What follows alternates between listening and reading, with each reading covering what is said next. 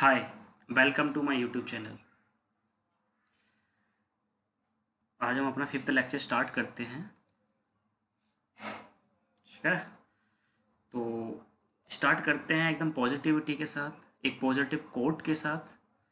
सब लोग अपनी नोटबुक के एकदम टॉप पे लिखेंगे, if you want to live a happy life tie it to a goal, not to a people और थिंग्स, बाय अल्बर्ट आइंस्टीन।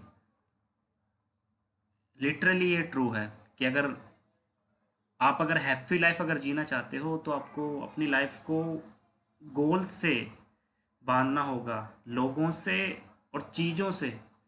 आप खुशी जो है नहीं प्राप्त कर सकते हो। ठीक है, सो एकदम टॉप पे लिखेंगे इस कोट को। तो फिर आप आज का लेक्चर स्टार्ट करते हैं। अभी मजा आएगा ना भिड़ो। लेक्चर स्टार्ट करने से पहले एक बार रिटेन कर लेते हैं, क्योंकि रिटेन कर लेते हैं, क्योंकि रिव्यू कर लेते हैं कि हमने लास्ट लेक्चर में क्या पढ़ा था। हमने लास्ट लेक्चर में पढ़ा था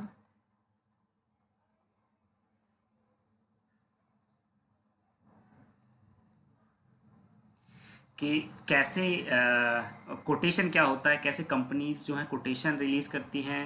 जैसे आईबीएम ने कोटेशन रिलीज़ किया 100 करोड़ के लिए, इन्फोसिस ने कोटेशन रिलीज़ किया 80 करोड़ के लिए, कैपजेमिनी ने कोटेशन रिलीज़ किया फॉर 75 करोड़, और बाल्को ने इन्फोसिस को जो है सेलेक्ट कर लिया और कॉन्ट्रैक्ट था 18 मंथ का।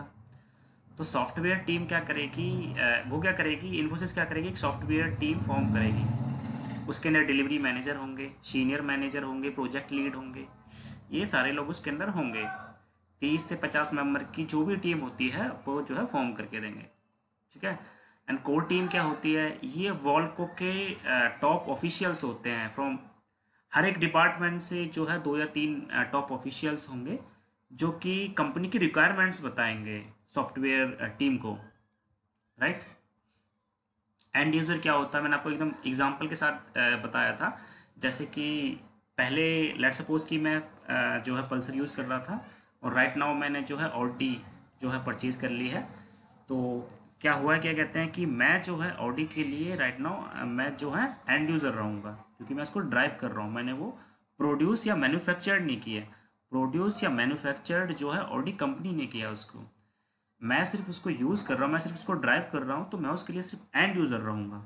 ऐसी कंपनी के अंदर जब सॉफ्टवेयर टीम जब उनके लिए उनके रिक्वायरमेंट के अकॉर्डिंग एसएपी सर्वर डेवलप कर देते हैं, तो उसके बाद जो कंपनी के जो ऑफिशियल्स होते हैं वो डे टू डे एक्टिविटीज़ जो है करते हैं एसएपी पे, तो उनको हम कहते हैं end user. Right, the end user will carry out their day-to-day business transaction in SAP environment। उसका बाद हमने पढ़ा था कि इंटरप्राइज स्ट्रक्चर क्या होता है। इंटरप्राइज स्ट्रक्चर क्या होता है, और जो सॉफ्टवेयर टीम होती है वो क्या करती है, इंफॉर्मेशन कलेक्ट करती है एंटरप्राइज स्ट्रक्चर का, एंटरप्राइज स्ट्रक्चर के बारे में कंपनी का। अभी मैं आपको बताऊंगा एंटरप्राइज स्ट्रक्चर होता क्या है। ठीक है, सो लेट सपोज कि कैपजेमिनी ने जो है डेवलपमेंट एसएपी डेवलपमेंट ऑफ भेल कंपनी के लिए 1 साल का कॉन्ट्रैक्ट लिया है। तो 1 साल तक, 1 साल लेट सपोज 1 साल का कॉन्ट्रैक्ट है, और तो पहले वो उनके लिए एसएपी डेवलपमेंट करेंगे, उसके बाद वो उनको जो है सपोर्ट प्रोवाइड करेंगे जो भी उनकी कॉन्ट्रैक्ट्स की टर्म्स एंड कंडीशन होंगी उसके अकॉर्डिंग। राइट, क्लाइंट हमने देखा था क्लाइंट क्या होता है। जैसे कि अ, किसी भी, जैसे कि आप इस कोर्स को करने के बाद SAP MM कंसल्टेंट बनोगे, आपकी जॉब लगेगी किसी आईटी सेक्टर में। तो आपको प्रोजेक्ट मिलेगा किसी कंपनी का कि यहाँ पर आपको एंड टू एंड इम्प्लीमेंटेशन करना है, या फिर इस कंपनी में सपोर्ट जो है प्रोवाइड करना है, या फिर इस कंपनी में जो है रोल आउट प्रोजेक्ट करना है। तो जिस कंपनी के लिए आप वर्क करोगे वो आपके लिए क्लाइंट होगी। आप SAP MM कंसल्टेंट रहोगे। आपसे अगर कोई पूछेगा कि आपका क्लाइंट कौन है, तो वो आप उस कंपनी का नाम बताओगे कि मेरा क्लाइंट वो है। राइट, उसके बाद फिर हमने देखा था कि एंड टू एंड इम्प्लीमेंटेशन क्या होता है, सपोर्ट प्रोजेक्ट क्या होता है, रोल आउट प्रोजेक्ट क्या होता है।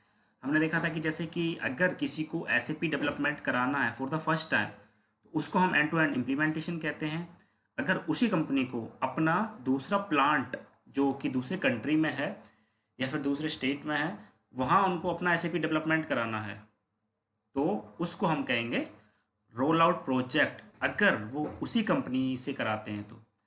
लेकिन अगर वो किसी डिफरेंट कंपनी से कराते हैं एसएपी इम्प्लीमेंटेशन, तो उसको हम कहेंगे एंड टू एंड इम्प्लीमेंटेशन।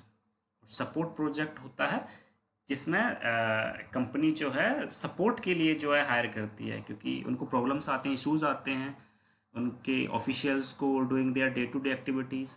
तो एक सपोर्ट आईटी कंपनी क्या करती है, सपोर्ट प्रोजेक्ट के केस में एक टीम बना के भेजती है जिसमें टिकट्स जनरेट होते हैं। हर एक कंसल्टेंट के टिकट होते हैं, जैसे एमएम के कुछ टिकट होंगे, कुछ पीपी के होंगे, कुछ एसडी के होंगे। तो हर एक मॉड्यूल के टिकट्स होंगे, तो उसके अकॉर्डिंग जो है प्रॉब्लम जो है रिजॉल्व की जाएगी फॉर द टाइम पीरियड जिसके लिए डील हुई है, राइट। तो ये हमने देखा था, ठीक है, फोर्थ लेक्चर में। तो अपन आज अपना फिफ्थ लेक्चर स्टार्ट करते हैं। देखिए क्या होता है कि जैसे कि एसएपी डेवलपमेंट होता क्या है, व्हाट इज एसएपी डेवलपमेंट। तो जैसे कि आप अगर किसी कंपनी में जो है ई टू ई इम्प्लीमेंटेशन प्रोजेक्ट जो है करना चाहते हैं, मतलब कि एसएपी डेवलपमेंट करना चाहते हैं, तो ये उसकी तरह जैसे कि आप किसी कोई नया घर बनाते हो, कंस्ट्रक्ट करते हो हाउस को, तो उसके लिए हमको फाउंडेशन की ज़रूरत होती है, ठीक है। उसी तरह अगर अगर हमको एसएपी डेवलपमेंट करना है किसी ऑर्गेनाइजेशन के लिए, किसी कंपनी के लिए, तो क्या करेंगे हम, इंफॉर्मेशन और कलेक्ट करेंगे as a consultant. What we do, we will collect the information and requirement from enterprise structures point of view. उनके पॉइंट ऑफ व्यू से हम क्या करेंगे, इंफॉर्मेशन और रिक्वायरमेंट्स, उनकी रिक्वायरमेंट और उनकी इंफॉर्मेशंस को कलेक्ट करेंगे, ठीक है। तो इंटरप्राइज स्ट्रक्चर क्या होता है, लेट सपोज कि इन्होंने इन्फोसिस को जो है कॉन्ट्रैक्ट दिया किसी कंपनी ने, तो इन्फोसिस क्या करेगी, कलेक्ट करेगी इंफॉर्मेशन। जो सॉफ्टवेयर टीम होगी इन्फोसिस की, वो कलेक्ट करेगी information about the enterprise structure of A company. तो इंटरप्राइज स्ट्रक्चर क्या होता है, राइट। जैसे कि नेम ऑफ कंपनी क्या है, कितने उनके मैन्युफैक्चरिंग प्लांट्स हैं। लाइक एग्जांपल के लिए देख लेते हैं कि कंपनी का नाम जो है विशाखा स्टील प्लांट है। इन्फोसिस को लेट सपोज की कॉन्ट्रैक्ट मिला उसका विशाखा स्टील का ई टू ई इम्प्लीमेंटेशन प्रोजेक्ट के लिए।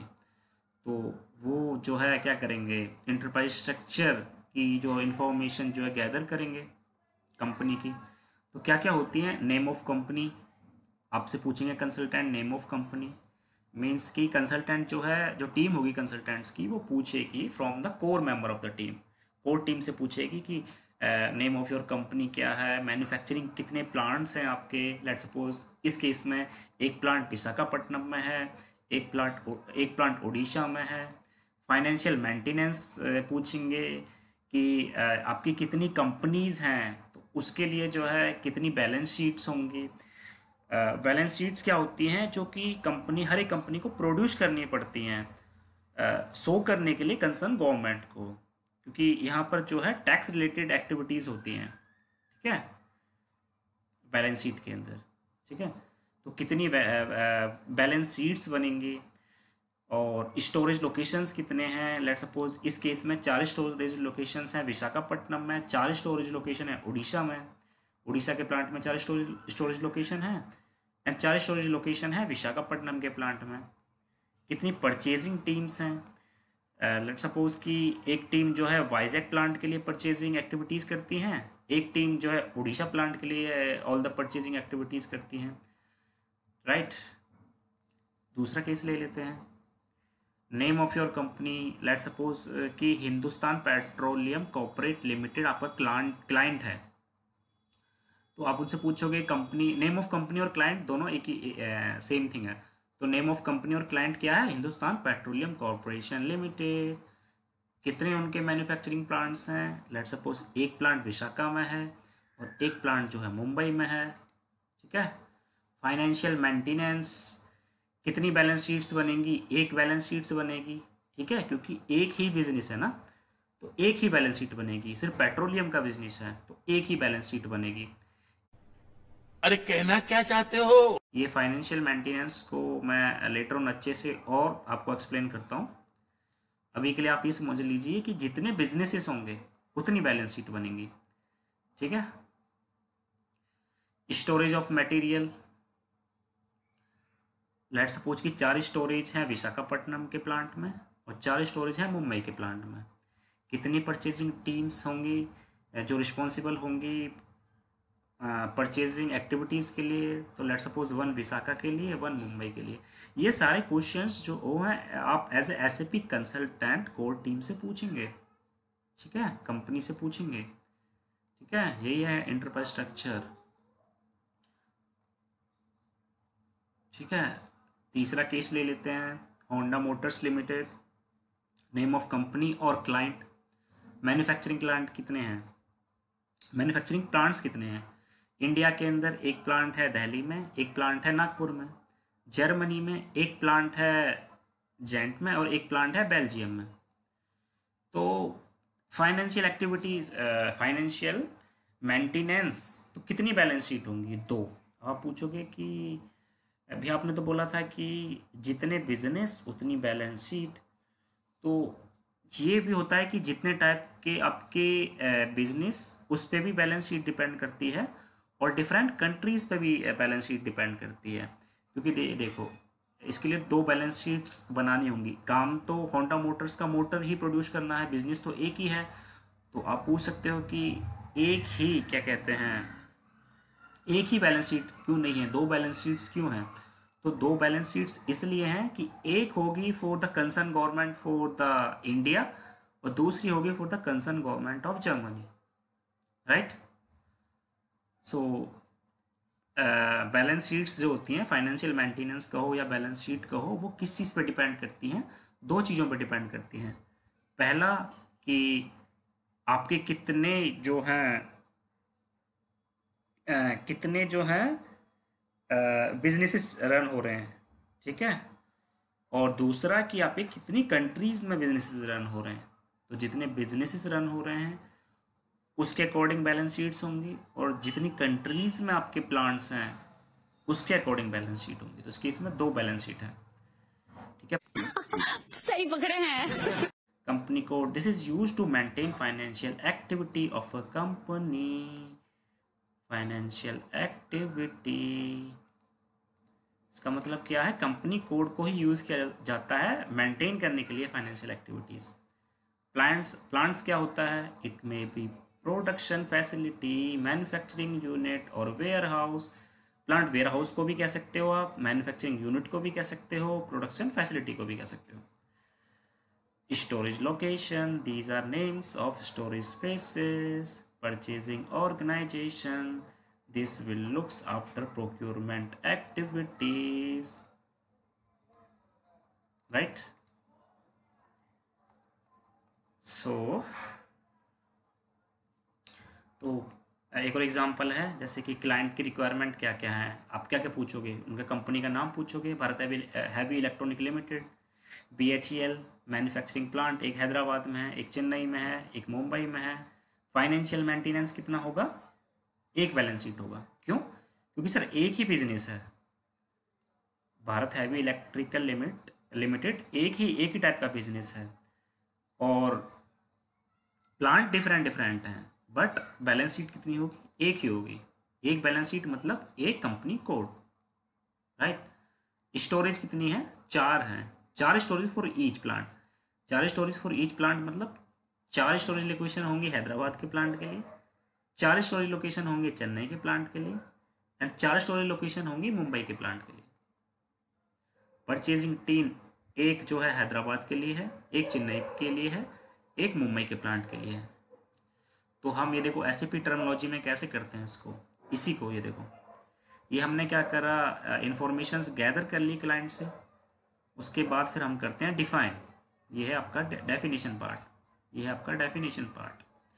जैसे क्लाइंट क्या करा आपने, क्लाइंट का नाम दे दिया BHELCM।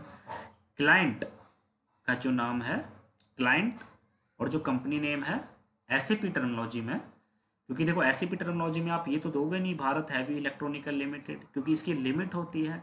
आप मैक्सिमम 6 अल्फा न्यूमेरिक यूज कर सकते हो for the client. Count 1 2 3 4 5 6, maximum 6 alpha numeric. ये अल्फा है और न्यूमेरिक इज 1 2 3 4, वो भी आप यूज कर सकते हो। ठीक है। Company code BHCD BHEL financial, ये देखो for company code, for company code 4 alpha numeric जो है लिमिट है। दैट मीन्स कि मैक्सिमम आप 4 अल्फा न्यूमेरिक ही यूज कर सकते हो for company code, for plant, for storage location. ठीक है। And for purchasing organization maximum 4 alpha numeric आप यूज कर सकते हो मैपिंग के लिए। ठीक है। बट क्लाइंट के लिए आप 6 अल्फा न्यूमेरिक यूज कर सकते हो। ठीक है। तो लेट सपोज कि आपने क्लाइंट दिया BHELCM, आपने कंपनी कोड दिया BHCD, प्लांट दिया BHHY, आप कुछ भी दे सकते हो। इन्होंने BHHY दिया है, जैसे मेरा स्टूडेंट चौमू है तो वो दे सकता है BH, कुछ भी दे सकता है CH BHCH, बट वो जो है ऑलरेडी प्रेजेंट नहीं होना चाहिए। वो जो कोड है वो ऑलरेडी प्रेजेंट नहीं होना चाहिए सर्वर के अंदर, तो आप कुछ भी यूज़ कर सकते हो। तो यहाँ पर इन्होंने यूज किया है BH फॉर भेल, HY for Hyderabad plant, BH for भेल, CH for Chennai plant, BH for भेल, MU for Mumbai plant. Storage location BH01 storage location 1 के लिए, BH02 storage location 02, BH03 storage location 3 के लिए, and so on for the storage location 4। ऐसी purchasing organisation के लिए इन्होंने यूज किया है BHP1, मतलब भेल परचेज ऑर्गेनाइजेशन, BHP1 हैदराबाद के प्लांट के लिए, BHP2 चेन्नई के प्लांट के लिए, BHP3 मुंबई के प्लांट के लिए। दूसरा एग्जांपल ले लो, name of company Maruti motors limited, manufacturing plant, एक प्लांट उनका इंदौर में है, एक प्लांट उनका गुड़गांव में है। तो मेरे को बताओ कि कितनी फाइनेंशियल मेंटेनेंस होंगी, कितनी बैलेंस शीट होंगे। Very good, only 1 balance sheet will be there, क्योंकि जो है एक ही टाइप का बिजनेस है और एक ही कंट्री के अंदर उसके प्लांट्स हैं। ठीक है। Storage of a material for storage location for each, मतलब कि इंदौर के प्लांट के लिए 4 स्टोरेज लोकेशन, गुड़गांव के प्लांट के लिए 4 storage location. Purchasing team 1 team for all plant, सारे प्लांट के लिए सिर्फ एक टीम। क्लाइंट MMCLM, आपने क्या नाम दिया, MMCLM। ये देखो मैं आपको, इसको कहते हैं डिफाइन। आपने जैसे क्लाइंट की इंफॉर्मेशन ली और ये जो आपने किया है वो है डेफिनेशन पार्ट। जैसे क्लाइंट दिया आपने BHELCM दिया, क्लाइंट कंपनी कोड BHCD दिया, प्लांट BHHY दिया, BHCH दिया, स्टोरेज लोकेशन BH01 दिया। तो ये है डेफिनेशन पार्ट। ठीक है। और मैं आपको प्रेजेंटेशन के अंदर दिखाता हूँ, और सेम कंपनी के लिए दिखाता हूँ। जैसे कौन सी कंपनी थी, BHELCM।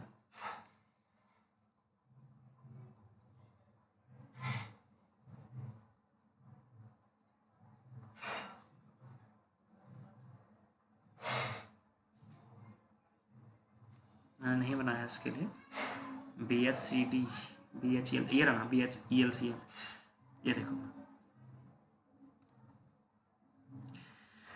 तो ये है आपका डेफिनेशन पार्ट, ये client, company code, plant, storage location, purchasing, और ये है आपका डेफिनेशन पार्ट। ये है आपका उसी कंपनी का डिज़ाइन पार्ट। उसके बाद हम करेंगे असाइनमेंट पार्ट। ठीक है। तो यहाँ से आप देख सकते हो ब्लॉक डायग्राम में क्या है। कंपनी कोड क्या लिया है, क्लाइंट क्या लिया है हमने, BHELCM। कंपनी कोड क्या लिया है, BHCD। Look, BHCD।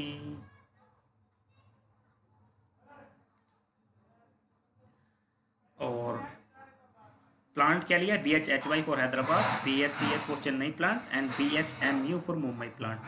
Look, BHHY, BHVG and BHVV। ठीक है। और ये है STP1 फॉर परचेजिंग और 1 एंड परचेजिंग और 2। राइट। आपको ये स्क्रीनशॉट वगैरह लेने की ज़रूरत नहीं है, स्क्रीनशॉट वगैरह मत लेना, ये सारे आपको डिस्क्रिप्शन बॉक्स में प्रोवाइड किए जाएंगे in the form of PDF। आपको ये ये वाली फाइल भी जो है प्रोवाइड की जाएगी और ये वर्ड फाइल भी प्रोवाइड की जाएगी। ठीक है। सो आपको स्क्रीनशॉट्स लेने की ज़रूरत नहीं है, जस्ट फोकस करो लेक्चर पे। ठीक है।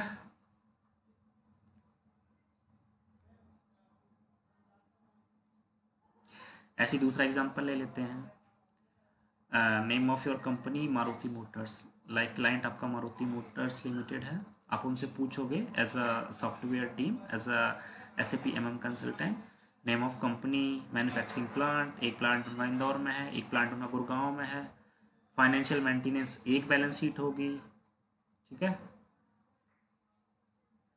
Storage of a material, 4 storage location of a each, हर एक प्लांट के लिए 4 स्टोरेज लोकेशन है। परचेजिंग टीम, एक टीम फॉर ऑल प्लांट्स। ठीक है। ये देखो मारुति मोटर्स के लिए MMLCM, ये क्लाइंट है। ठीक है। कंपनी कोड है, ये सारा डेफिनेशन पार्ट है। ये क्या है, डेफिनेशन है।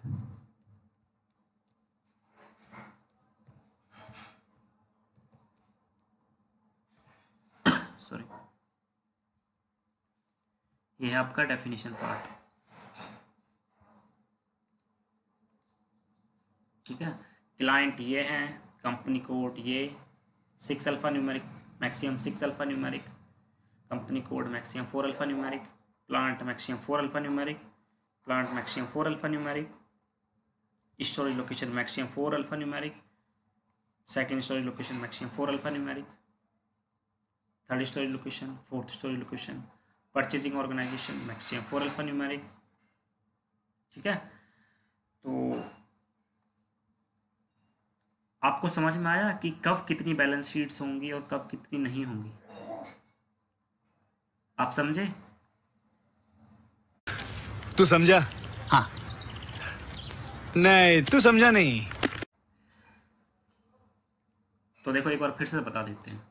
ये देखो एग्जांपल के साथ, जैसे कि टाटा मोटर्स है, name of your company is Tata Motors limited.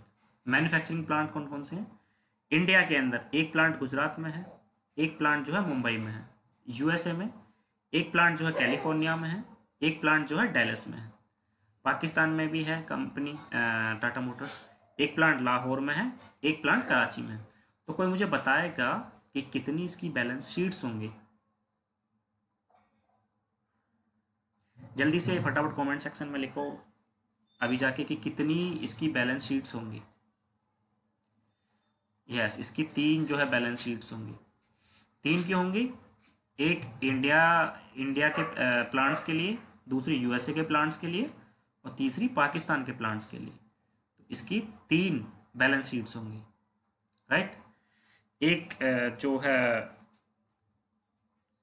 जो टैक्स से रिलेटेड एक्टिविटीज़ हैं वो इंडिया को देखेगी एक बैलेंस शीट, एक बैलेंस शीट जो है USA के टैक्स रिलेटेड जो चीज़ है उनको देखेगी, और तीसरी जो है पाकिस्तान के टैक्स रिलेटेड एक्टिविटीज़ को देखेगी। तो 3 बैलेंस शीट्स होंगी इसकी। राइट। ठीक है।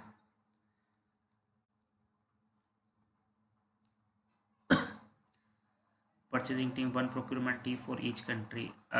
ये परचेजिंग टीम्स हैं कि एक प्रोक्योरमेंट टीम है फॉर पाकिस्तान के प्लांट्स के लिए, सारे प्लांट्स के लिए, एक सारे इंडिया के प्लांट्स के लिए और एक सारे USA के प्लांट्स के लिए। अब ये देखो हमने ये डिफाइन किया है टाटा मोटर्स को। तो क्लाइंट, ये देखो इस केस में बिजनेस एक ही है टाटा मोटर्स, ठीक है, अलग अलग बिजनेस नहीं है, बिजनेस एक ही है टाटा मोटर्स, बट फिर भी तीन बैलेंस शीट है, क्योंकि सेम बिजनेस जो है थ्री डिफरेंट कंट्रीज में हो रहा है, इसलिए तीन बैलेंस शीट है, right.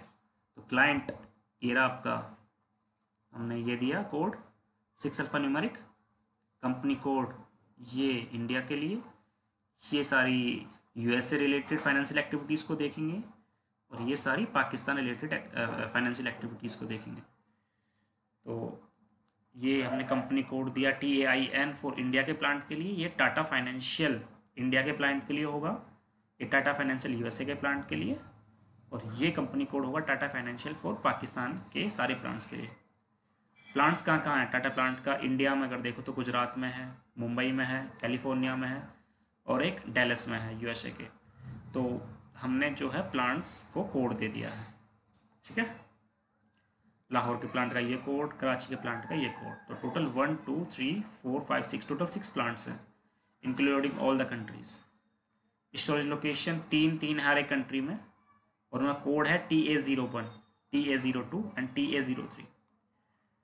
Purchasing org TAP1, TAP2, TAP3, ये परचेजिंग ऑर्गेनाइजेशन रिलेटेड एक्टिविटीज़ की, इंडिया के रिलेटेड एक्टिविटीज़ के परचेजिंग ऑर्गेनाइजेशन को देखेगा TAP1, TAP2 जो है यूएसए के रिलेटेड परचेजिंग ऑर्गेनाइजेशंस को देखेंगे, और TAP3 पाकिस्तान के related purchasing organization purchasing activities को देखेंगे।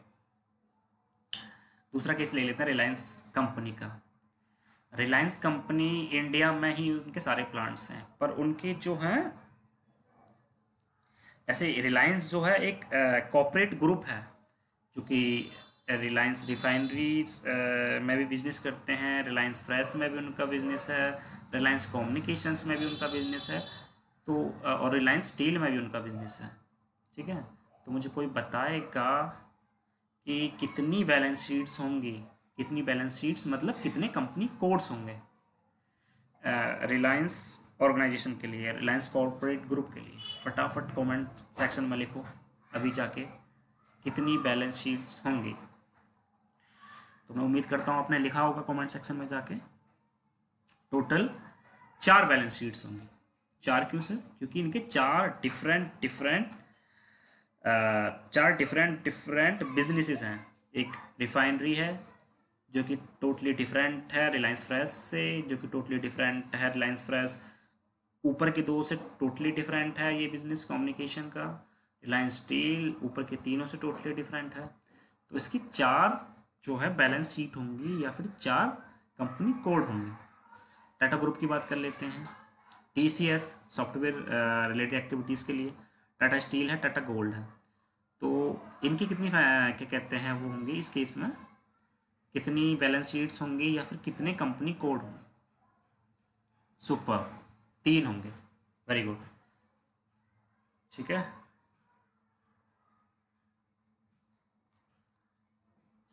उसके बाद देख लेते हैं कि कॉन्फ़िगरेशन क्या होता है, ठीक है।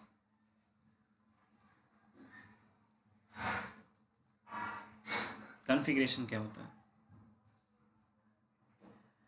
देखो आपने जो है क्लाइंट की रिक्वायरमेंट्स को जो है ले लिया, उनके इंटरप्राइज स्ट्रक्चर के पॉइंट ऑफ व्यू से उनकी इंफॉर्मेशन को, रिक्वायरमेंट्स को गैदर कर लिया। उसके बाद आप जो है उसको मैप करोगे ना क्लाइंट की रिक्वायरमेंट को SAP सिस्टम में, उसी को हम कॉन्फ़िगरेशन कहते हैं। तो कुल मिला के बस हम यही कहना यही चाहते हैं कि आप एज ए SAP कंसल्टेंट आप कॉन्फ़िगरेशंस करोगे, ठीक है, क्योंकि आप मैप करोगे क्लाइंट की रिक्वायरमेंट्स को, नीड्स को, उनके enterprise structure point of view से SAP इन्वायरमेंट में, ठीक है। IMG क्या होता है? Implementation guide. देखो हम आपको सर्वर में दिखाते हैं कि IMG क्या होता है। SAP सर्वर,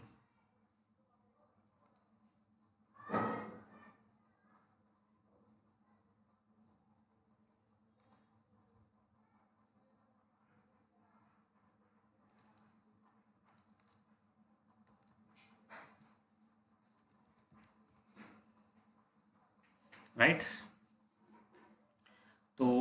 अगर आपको ये देखो, जैसे कि एक क्रिकेटर होता है, तो उसको क्रिकेट खेलने के लिए क्या चाहिए, रिक्वायरमेंट किस किस चीज़ की है। वो क्रिकेट कहाँ खेलता है, प्लेग्राउंड पे खेलता है, तो उसके लिए क्रिकेट के लिए सबसे ज़रूरी है प्लेग्राउंड। ठीक है, बैट और बॉल, वो पैड, वो सारी चीज़ें हैं तो ठीक है, ज़रूरी हैं, पर सबसे ज़रूरी है जहाँ पर वो खेलता है, जहाँ पर अपने शॉट्स लगाता है, वो है जहाँ पर अपनी परफॉर्मेंस शो करता है, वो है प्लेग्राउंड। ठीक है, वैसे ही एक स्विमर को क्या चाहिए, एक स्विमिंग पूल चाहिए। ऐसे ही एक चेस प्लेयर को क्या चाहिए, चेस चाहिए। ऐसे ही आपको as a SAP MM consultant आप जितना भी वर्क करोगे वो सारा इम्प्लीमेंटेशन गाइड में करोगे, यहाँ पर जाके अपना सारा वर्क करोगे। ठीक है, सारा वर्क आप यहाँ पर करोगे, सारे के सारे कंसल्टेंट, फंक्शनल कंसल्टेंट अपना यहाँ वर्क करेंगे। राइट, तो ये है आपका प्लेग्राउंड। ठीक है, जैसे स्विमर का स्विमिंग पूल है प्लेग्राउंड, बैट्समैन का, क्रिकेटर का, स्पोर्ट्स पर्सन का प्लेग्राउंड उसका फील्ड है, ऐसे ही आपका ये आपका अपना प्लेग्राउंड है। राइट, सही पकड़े हैं। तो देखो क्या होगा कि आप after collecting information from enterprise point of view, what you will do, you will supposed to develop that in SAP environment as a SAP consultant, right? तो जब आप सारे जो कॉन्फ़िगरेशन है वो एज ए कंसल्टेंट आप यहाँ करोगे इन द इम्प्लीमेंटेशन गाइड, और जो एंड यूजर्स होंगे वो अपना सारा काम यहाँ करेंगे on the SAP easy access screen. ठीक है, वो इम्प्लीमेंटेशन गाइड में नहीं करेंगे, वो सारा अपना काम यहाँ करेंगे एंड यूज़र।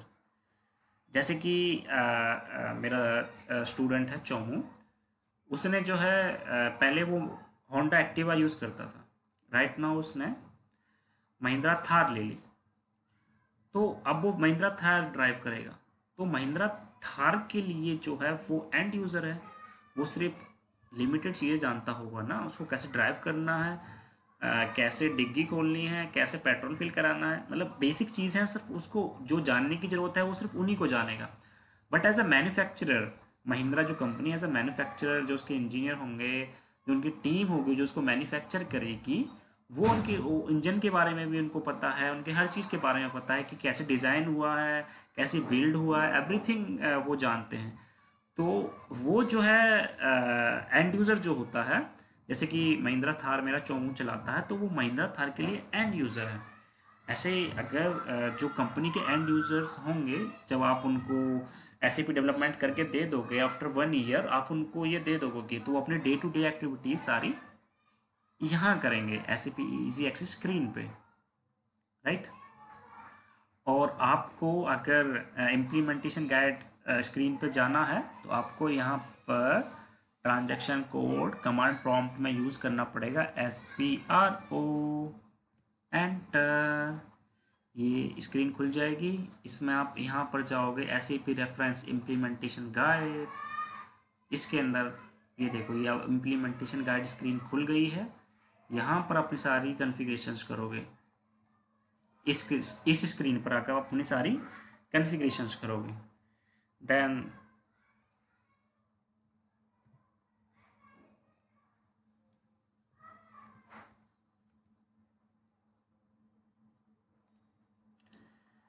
ठीक है, then the process mapping the client requirement into SAP system is called as configuration। IMG क्या होता है, full form of IMG is implementation guide. क्या होती है, implementation guide. This is where all the functional consultant will do configuration, right? देखो एकदम well defined manner में आपके लिए नोट्स बनाए गए हैं। How to go to implementation guide, use the transaction code SPRO, ठीक है। सो अब ये देख लेते हैं हम, बहुत ही इंपॉर्टेंट चीज़ ये है डिज़ाइन। आपने पहले डिज़ाइन किया, फिर आप डिफाइन करोगे, देन आप असाइन करोगे। असाइन क्या होता है, ये देखो, जैसे कि आपने डिफाइन कर दिया, लेट सपोज आपने कंपनी की जो रिक्वायरमेंट्स हैं उनके अकॉर्डिंग जो है डिफाइन कर दिया। जैसे ये डिफाइन है, क्लाइंट ये है TATAML, कंपनी कोड ये है, प्लांट ये है, तो ये है डेफिनेशन पार्ट। और असाइनमेंट क्या होता है, अब ये देखो आपको जो है असाइन करना होगा। असाइन क्यों करना होगा, असाइन क्यों करना होगा कि सिस्टम को जो है, सिस्टम को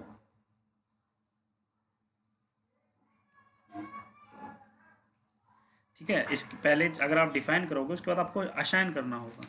असाइन क्या क्यों करना होगा, why we have to do assignment, देखो तभी तो सिस्टम को जो है, आप कैसे भी सिस्टम को जो है अंडरस्टैंड होगा कि ये जो कंपनी कोड है बिलोंग्स टू द क्लाइंट।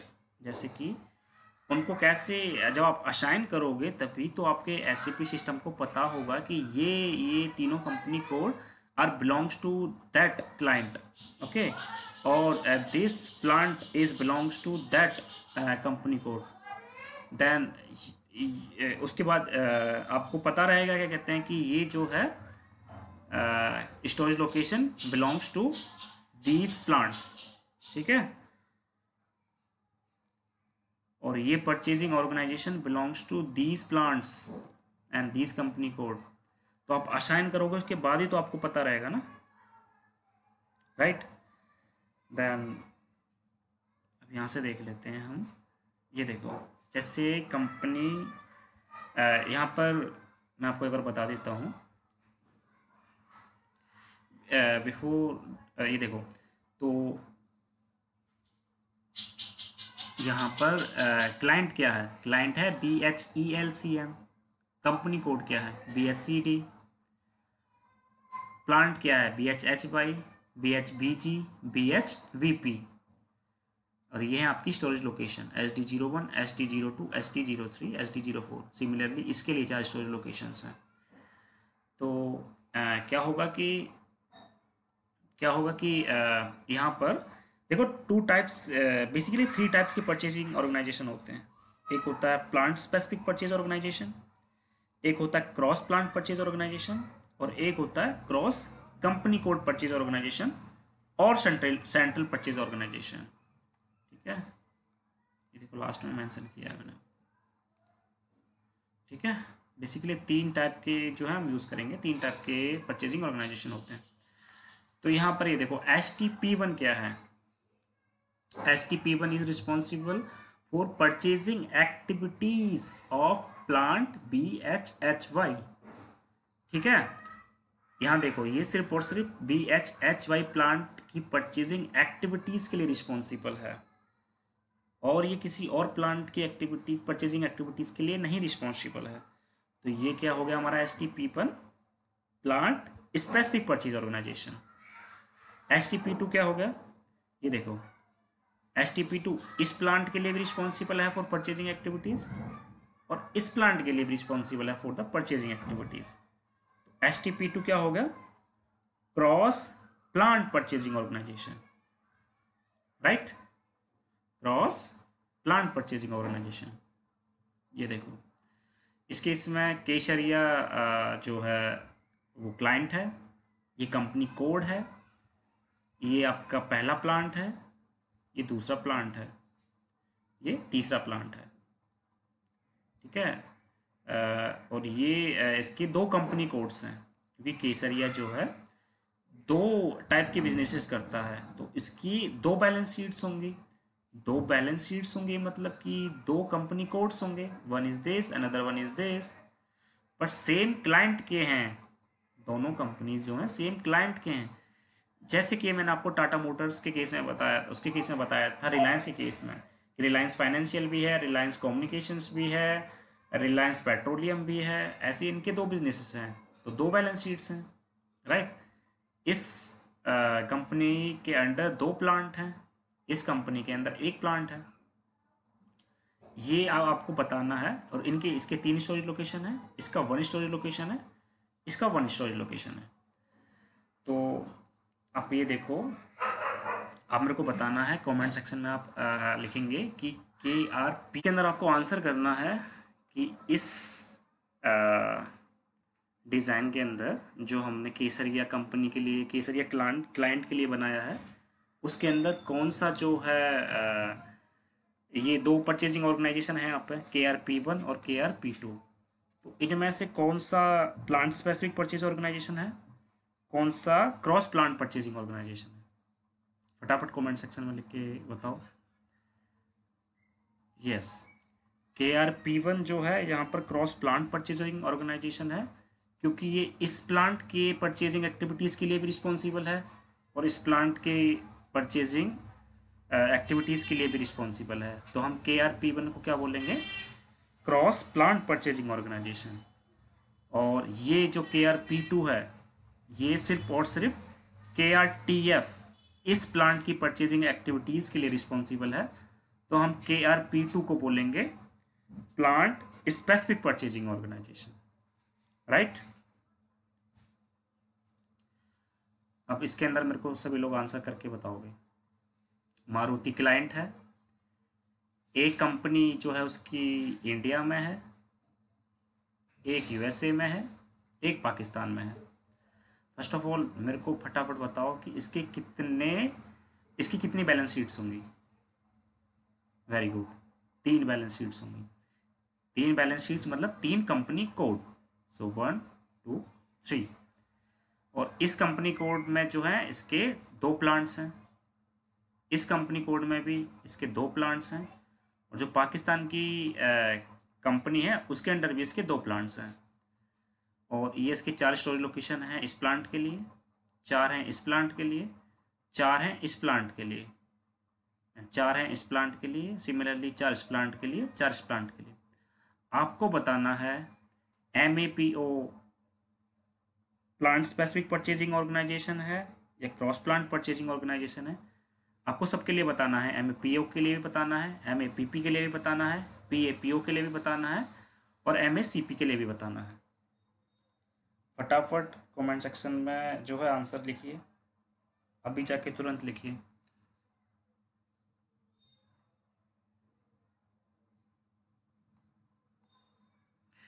अगर आपको इसका अगर आपने आंसर दे दिया ना, तो मैं मानूंगा कि आपको ये टॉपिक एकदम अच्छे से आ गया और आप किसी भी कंपनी के लिए डिज़ाइन, डिफाइन और असाइनमेंट कर सकते हो, दुनिया की किसी भी कंपनी के लिए। नहीं, मैं नहीं मानता। अरे मानना पड़ेगा भाई।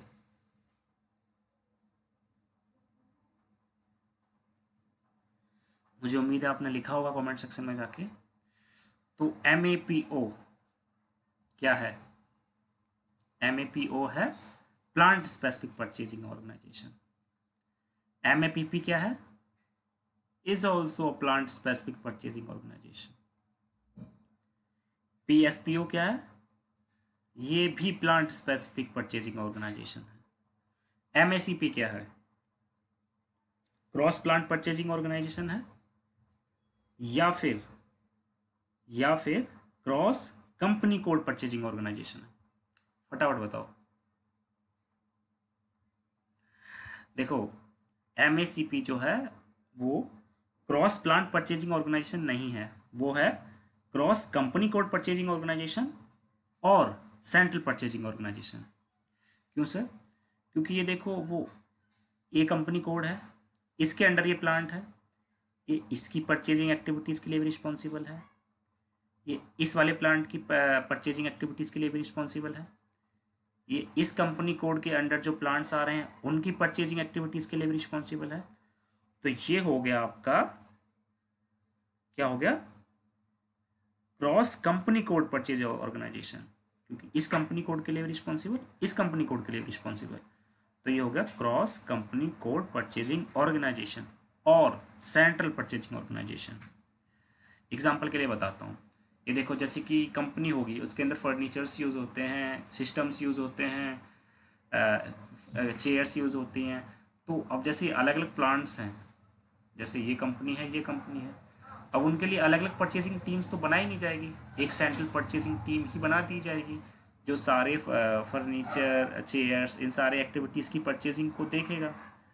तो वो इस वाले प्लांट की परचेजिंग एक्टिविटीज़ जो होंगी, चेयर की, सिस्टम्स की, ऑल दिस प्रिंटर लाइक, इन सब चीज़ों की जो परचेजिंग एक्टिविटीज़ है वो इस प्लांट के लिए भी देखेगा, इस प्लांट के लिए भी देखेगा, इस प्लांट के लिए देखेगा और इस प्लांट के लिए भी देखेगा।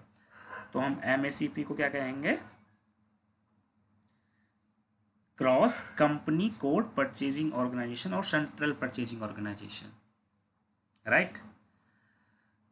और ये देखो एक चीज़, आपने एक चीज़ को ऑब्जर्व किया, जैसे ये था तो इसके अंदर जैसे STP1 जो था हमारा प्लांट स्पेसिफिक परचेजिंग ऑर्गेनाइजेशन था, तो इसको हमने इस प्लांट के साथ भी असाइन किया था और इस कंपनी कोड के साथ भी असाइन किया था। ऐसे यहाँ पर STP2 क्या था?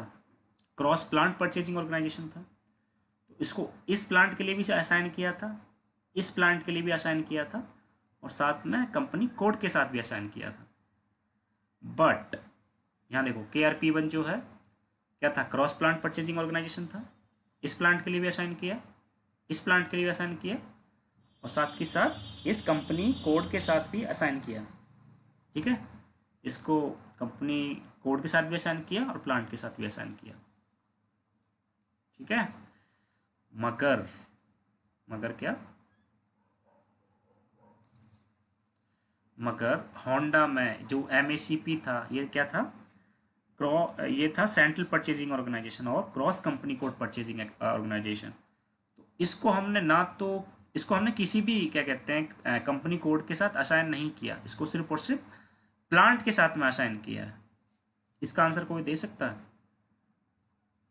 जो MACP है उसको सिर्फ और सिर्फ प्लांट्स के साथ ही क्यों असाइन किया? ये देखो ये एरो जो है असाइनमेंट को शो कर रहे हैं इसमें। तो इसको जो है MACP को इस कंपनी कोड के साथ असाइन क्यों नहीं किया और इस कंपनी कोड के साथ असाइन क्यों नहीं किया? और मैं ये देखो दो दूसरे परचेजिंग ऑर्गेनाइजेशंस हैं उनको प्लांट के साथ साथ कंपनी कोड के साथ भी असाइन किया गया। ये देखो दिस एंड दिस, ये देखो दिस एंड दिस, ये देखो यहाँ भी असाइन है और यहाँ भी असाइन है, मतलब प्लांट के साथ भी असाइन है और कंपनी कोड के साथ भी असाइन है। पर इसके केस में ऐसा नहीं है, क्यों नहीं है? हाँ, इसके केस में ऐसा इसलिए नहीं है कि अगर मैं इसको MACP परचेजिंग ऑर्गेनाइजेशन को, जो कि सेंट्रल परचेजिंग ऑर्गेनाइजेशन है, अगर किसी भी कंपनी कोड के साथ अगर मैं इसको असाइन कर दूंगा तो वो सिर्फ उस कंपनी के लिए रिस्ट्रिक्टेड हो जाएगा। जैसे कि अगर मैं MACP परचेजिंग ऑर्गेनाइजेशन को HNIN के साथ असाइन कर दूंगा, ठीक है,